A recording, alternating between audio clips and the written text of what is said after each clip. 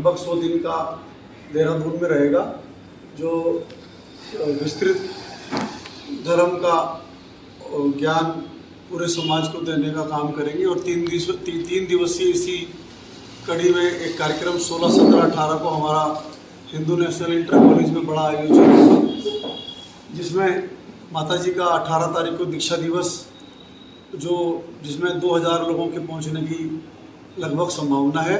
और 2 तारीख को देहरादून यहाँ पे कलश, हमारे यहाँ जैन धर्म में क्या होता है, जो भी गुरु अपना चौमासा स्थापित, जिनका चौमास होता है उनके लिए कलश स्थापना करता है समाज। तो 2 तारीख को कलश स्थापना है, जिसमें कि विधानसभा अध्यक्ष रितु खंडूरी जी और मंत्री खजानदास जी, जिसमें मुख्य अतिथि के तौर पे यहाँ पे पधार रहे हैं, और उसमें संपूर्ण जैन समाज के लोग भाग लेंगे। और 100 दिन का चतुर्मास है। बाकी जो धर्म के बारे में माता जी आपको बताएंगी, और उसमें हमारे संयोजक संदीप जी हैं, और संयोजक हमारे अमित जी हैं, और जैन समाज के अध्यक्ष हमारे जी जी जी। चौमासा के ऊपर देखिएगा, जैन दर्शन में जो जैन दर्शन का रथ है उसके 2 पहिए हैं, एक श्रावक का और एक श्रवण का। इन दोनों के माध्यम से ही ये धर्म का रथ आगे चलता है। श्रावक जो होते हैं उनका मन अस्थिर रहता है, और जो चरण यानी पैर हैं वो स्थिर रहते हैं। और श्रवण का बिल्कुल उल्टा है, मन स्थिर रहता है और चरण चलते रहते हैं, विहार करते रहते हैं।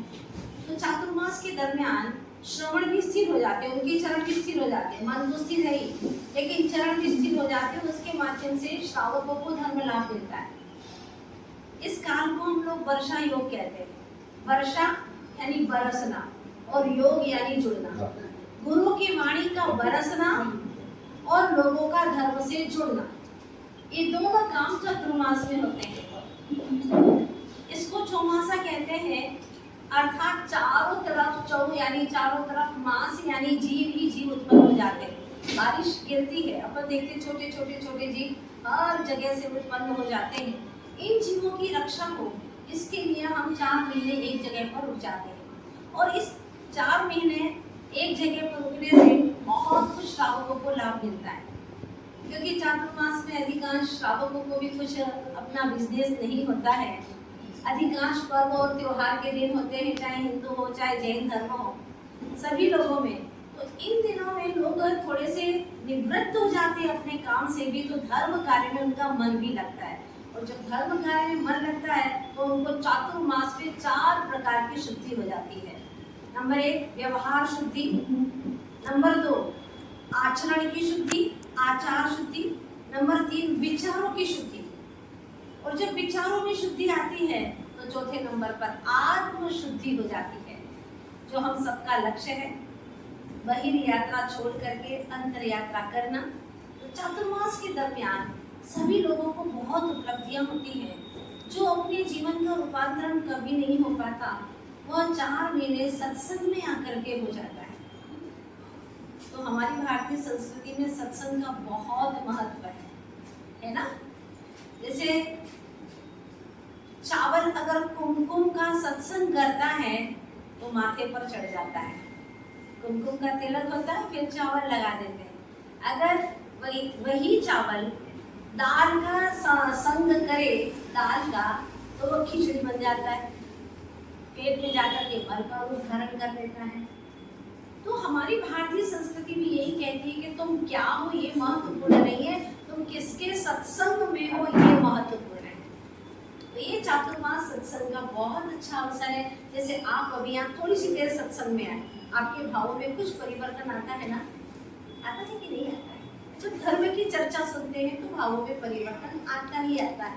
ये 4 महीने तक लगातार उनके हृदय घट पर बारिश होती है तो वो भीग जाते हैं, इसलिए हम लोग चातुर्मास करते हैं। माता जी मेरा सवाल है आपसे, जैसे आप ये चतुर्मास बता रहे हैं, क्या ये यहीं पे देहरादून में होता है या और भी अलग स्टेट में होता है, या एक साथ एक जैसा कुछ है? हमारे अभी तक 37 चतुर्मास हो चुके हैं। देहरादून में नहीं, अलग अलग प्रांत में अलग अलग स्टेट में होते हैं। हम गुजरात होकर के आए, कर्नाटका होकर के आए हैं, महाराष्ट्र, गुजरात और MP, राजस्थान तो है, UP है।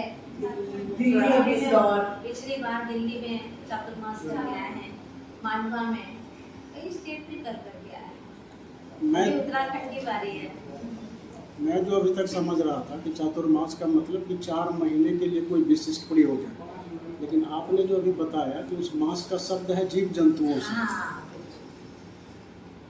चारों तरफ जीव जंतु हो जाते हैं, उनकी रक्षा करने के लिए हम अपने भी चरणों को स्थिर कर देते हैं। दीक्षा पर किस प्रकार के कार्यक्रम आयोजन करेंगे आप? दीक्षा भी हम तो कुछ नहीं करते हैं, हमने तो दीक्षा ले ली है, हमारा कार्य तो हो गया है।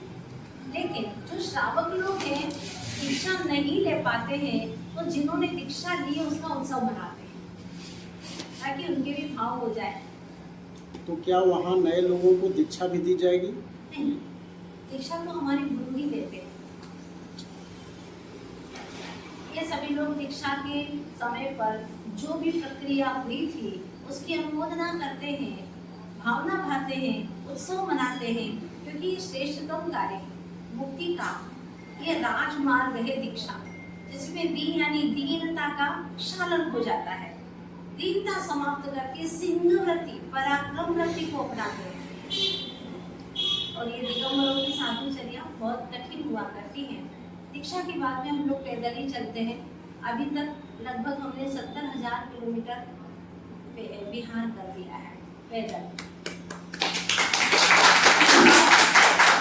इस बार हम अष्टावक्र गए थे बद्रीनाथ की यात्रा पे, वहां से लौट करके आए तो उत्तराखंड वालों को अवसर प्राप्त हो गया।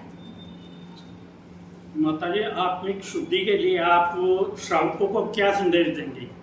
किस प्रकार वो अपनी आत्मा की शुद्धि कर सकें और जो आप यहाँ पर पधारी हैं आपका ज़्यादा से ज़्यादा लाभ ले सकें? देखिएगा, हम शुद्धि करने तो चाहते नहीं, लेकिन जो पानी बरसता है ना, जैसे बारिश होती है ना, वो एक इतनी अच्छी शुद्धि का माध्यम है। आप चाहे कितना ही पानी डालो, पर कितना पानी डालते डालते भी पूरे देहरादून में भी एक बार में सफाई नहीं कर सकते। अगर बारिश जो आती है ना, वो 5 मिनट के 2 मिनट के अंदर ही पूरे देहरादून को साफ कर देती है।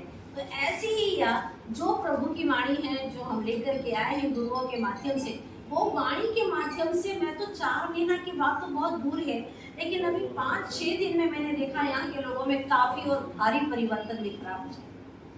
काफी उत्साह है, उनके दिल की शुद्धि हो रही है। मन में छल, कपट, मायाचारी, मान, कषाय, घमंड, क्रोध, ये यहाँ ऐसा लगता है कि विदा ले रहे हैं, उसमें मंदता आ रही है। ये सबसे बड़ी उपलब्धि है। धन की उपलब्धि करके सुख शांति नहीं मिलती है, लेकिन अपनी बुराइयों का जो विसर्जन होता है ना, तो बहुत ही अंदर में सुख शांति का संवेदन होता है। क्या बिना दीक्षा के लोग अपने आप को शुद्धिकरण नहीं कर सकते, शुद्ध नहीं कर सकते? कर सकते हैं, लेकिन सबसे अच्छा निवृत्ति का मार्ग है। देखो, आपने जो प्रश्न किया ना, वो ऐसा है कि जैसे झाड़ू लगा रहा है कोई और उधर से स्विच ऑन कर दिया है पंखे का। झाड़ू लगा रहा है लेकिन स्विच ऑन कर दिया, पंखा भी चल रहा है। मैं आपसे पूछना चाहती हूँ कि कमरा कितना साफ हो जाएगा? तो साफ भी करता रहेगा, कचरा वापस आता रहेगा। तो श्रावक लोग करते हैं, लेकिन उनकी जिंदगी की रोजमर्रा की जो दिनचर्या है वो ऐसी है कि वो करते भी हैं शुद्धि, लेकिन वापस अशुद्धि हो जाती है। करते हैं और वापस अशुद्धि हो जाती है, क्योंकि दुकानदारी करना है, घर गृहस्थी चलाना है, उसमें झूठ भी बोलना है, बहुत सारे व्यवहार निभाना है।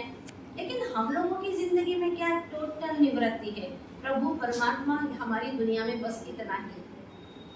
दीक्षा लेने की प्रक्रिया क्या होती है? अगर आप कभी देखेंगे तो आपको बहुत अच्छा लगेगा और देखें तो और अच्छा होगा। जैसे कि एक राहगीर चलता है तो टेढ़ी मेढ़े रास्ते से चल करके और फिर मंजिल तक पहुंचना बड़ा मुश्किल होता है, दुर्गम है, कंटकों से भरा हुआ है।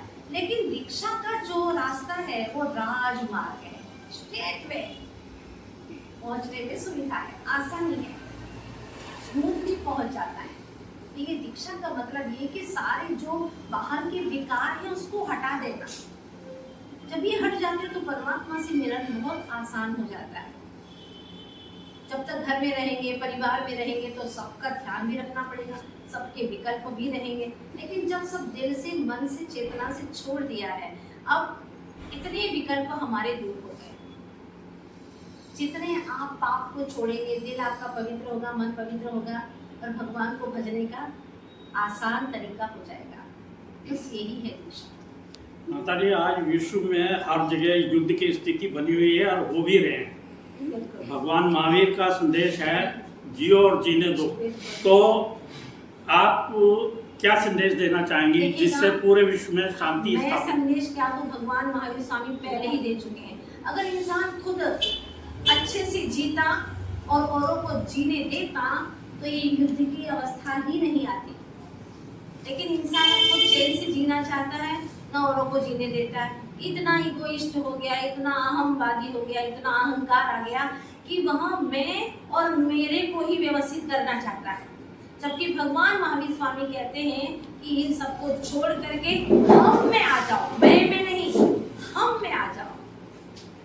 माता जी, मेरा सवाल है आपसे, आप अपने समुदाय की बात कर रहे हो और जो यहाँ पे अभी वर्तमान में सरकार है वो अपने समुदाय की बात कर रहे हैं, तो मैंने समुदाय की बात ही नहीं धर्म की की। बात कर रहे हैं ना? धर्म, मैंने जो धर्म की चर्चा की है ना, वो धर्म किसी एक की बकौती नहीं है। नहीं, आपकी बात सही है, लेकिन मेरा कहने का तात्पर्य समझिए, मेरा कहने का तात्पर्य है कि जो इस समय सरकार है वो तो भगवा को लेकर आगे बढ़ रही है और आप जैन समाज में जो है आप अपना ये बुद्धि को लेकर आगे चले, तो क्या सही है? वस्त्र सही नहीं है, वस्त्र के भीतर की जो आत्मा है उसकी सोच सही है। ये बाहर के लिबास है सब। धर्म तो हमारा एक ही है, जहाँ पर राग ना हो, द्वेष ना हो, जहाँ बुराइयां ना हो, यही सच्चा धर्म है। तो ये सभी को माने। कोई भी धर्मात्मा यही नहीं कहता धर्म वाला कि कोई बुराइयां करो, कोई गलत काम करो, उसको धर्म कहेगा क्या? कोई नहीं। बस सब कॉमन चीज यही है। इसीलिए हम कहते हैं जैन धर्म किसी की बकौती नहीं है, कोई जाति की बात नहीं है, जन जन का धर्म है। मैडम, देहरादून के समाज को सामाजिक तौर पे सामाजिक कार्यों के प्रति आपका क्या संदेश रहेगा? मेरी सोच ये है कि सामाजिक कार्य भी धर्म के मुताबिक ही होना चाहिए।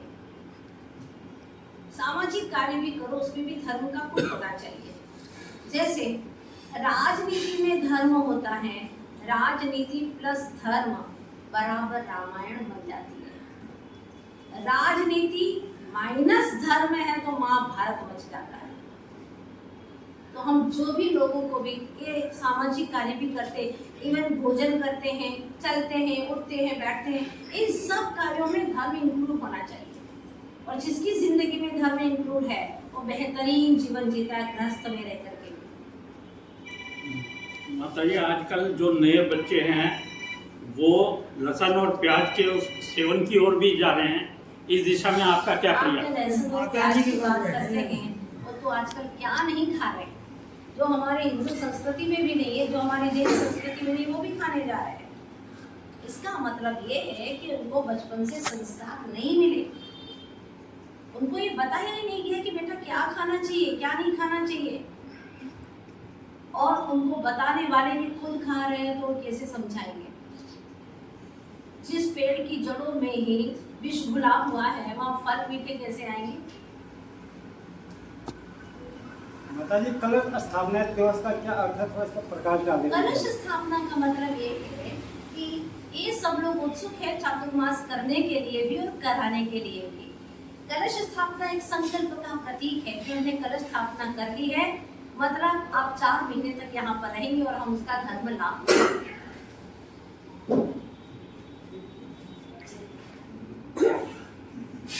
आचार्य गुरुवर श्री विद्यासागर जी महाराज की जय। आचार्य वर्य श्री सभे सागर जी महाराज की जय। अहिंसामय विश्व धर्म की जय। माता की जय।